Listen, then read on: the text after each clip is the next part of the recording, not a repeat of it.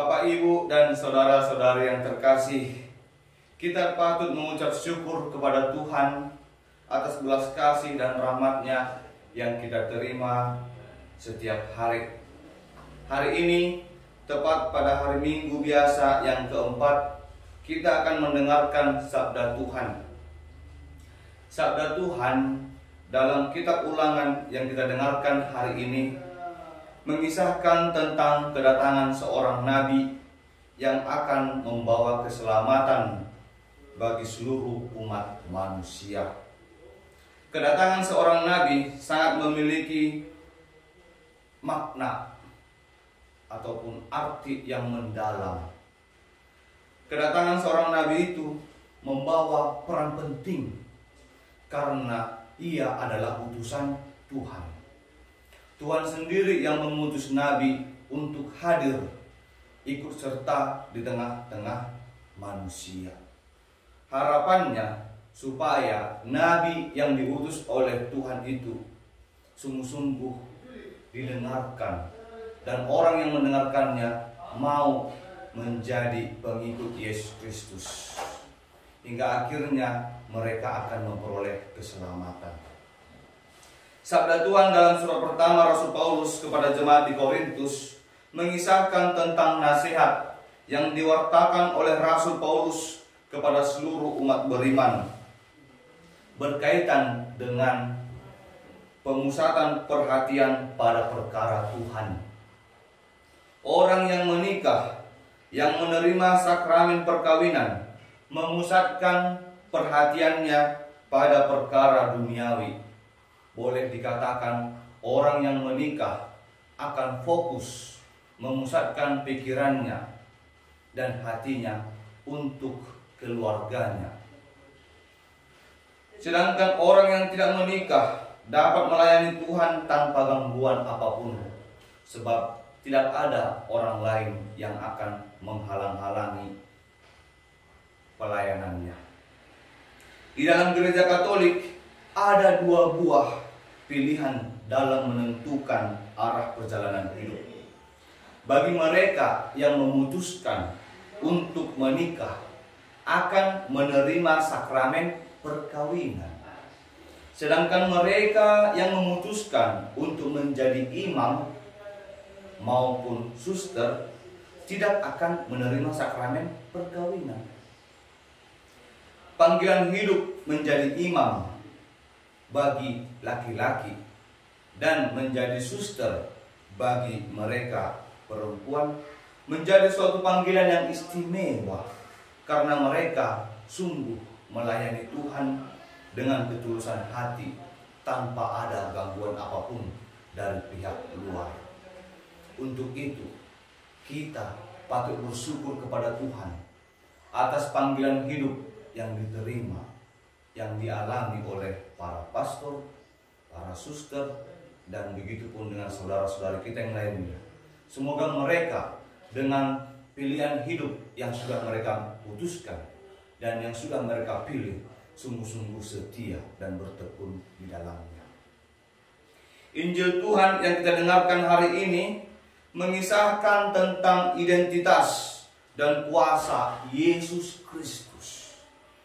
Yesus Kristus yang memiliki identitas hidup 100% anak Allah dan 100% anak manusia, menunjukkan kuasanya dengan penuh kerendahan hati.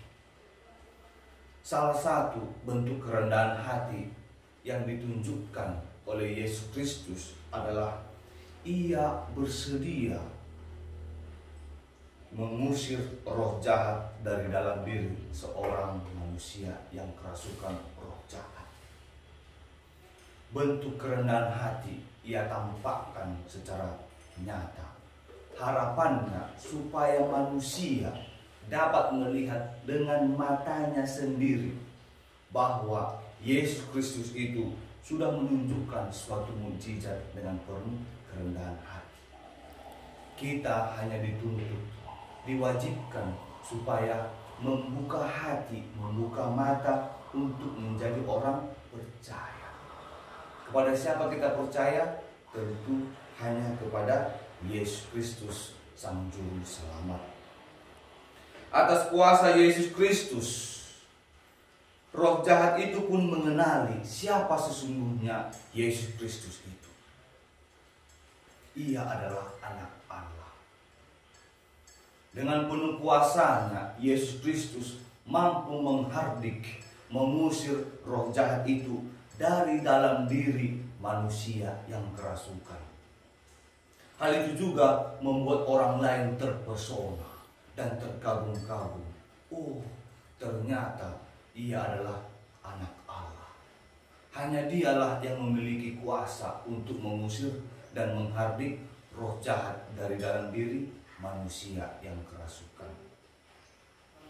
Kuasa dan identitas Yesus Kristus sungguh-sungguh istimewa di hadapan seluruh umat manusia.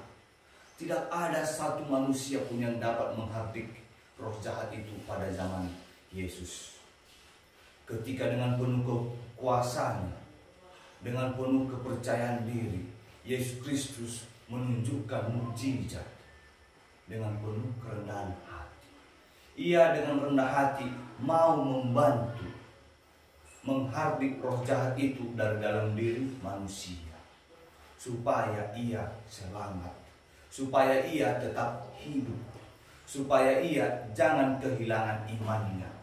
Karena memang Yesus Kristus sungguh-sungguh hidup di antara seluruh umat manusia, terlebih mereka yang mau menjadi orang percaya. Mukjizat yang diwartakan, yang ditunjukkan oleh Yesus Kristus itu menunjukkan suatu teladan hidup, bahwa ia sendiri mau membantu, mau menolong orang yang sedang menderita. Bagaimana dengan kita? Kita adalah manusia. Kita manusia biasa, ciptaan Tuhan. Tidak ada kuasa apapun dalam diri kita, kecuali kuasa yang berasal dari Allah itu sendiri. Ia yang mampu membawa keselamatan.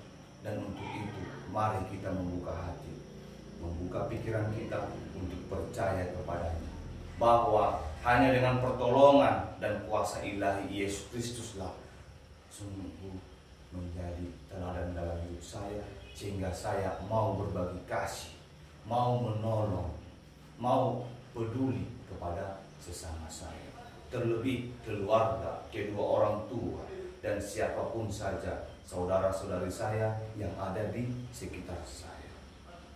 Mari kita seluruh umat Katolik membuka hati, membuka mata, agar kita dapat melihat mukjizat yang kita alami setiap hari atas kuasa dan belas kasih Tuhan.